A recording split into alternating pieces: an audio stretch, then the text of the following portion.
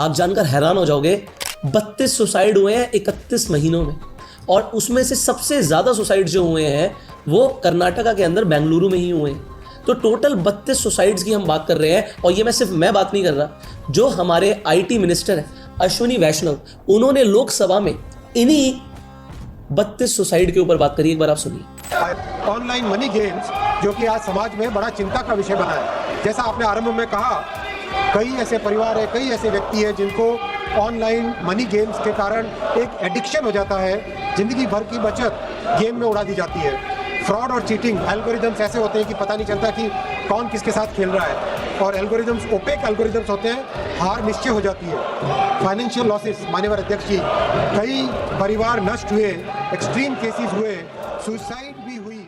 Exactly बताता हूँ, number of suicide cases बहुत ज्यादा बढ़ रहे हैं। तो अगस्त 2024 की बात है, एक ट्रैवल एजेंट था जिसका नाम था श्रीनिवास, जो कि हसन कर्नाटका में रहता था। उसने एक एप्लीकेशन डाउनलोड करी अपने फोन में, रमी की एड्स देखी उसने किसी एक्टर की कि भाई रमी आप खेलिए और पैसा कमाइए।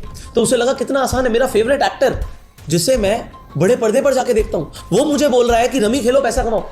वो पैसा कमाने के लिए उस ऐप पर जाता तो है, बट फंस जाता है। ऐसा ट्रैप होता है कि उसकी सारी सेविंग खत्म हो जाती है, बिजनेस से उसका ध्यान ही उठ जाता है। उसके बाद वो इधर उधर से पैसे मांगने शुरू करता है, कर्जा लेकर भी अपना लॉस रिकवर करने की कोशिश करता है, बट कर नहीं पाता। वो इतने डिप्रेशन में चला जाता है। तो उसकी एक बेटी होती है 11 साल की, 11 साल की बेटी जिसने दुनिया देखी भी नहीं थी। पूरी फैमिली सुसाइड कर लेती है।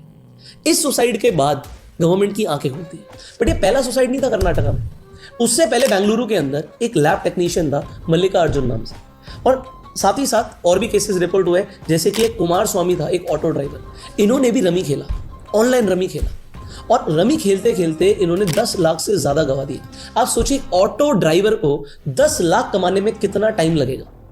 आपको कई साल लग जाएंगे, हो सकता है उसकी जिंदगी भर की सेविंग हो।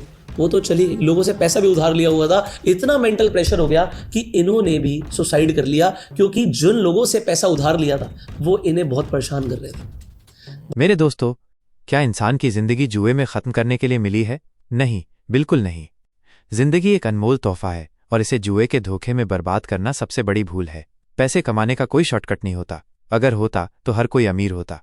सच्चाई यह है कि पैसा कौशल, मेहनत, दृढ़ता और अनुशासन से कमाया जाता है। ये वो 4 स्तंभ हैं जिन पर सफलता की इमारत खड़ी होती है। जुआ सिर्फ एक भ्रम है जो आपको रातों रात अमीर बनने का सपना दिखाता है, लेकिन अंत में सब कुछ छीन लेता है।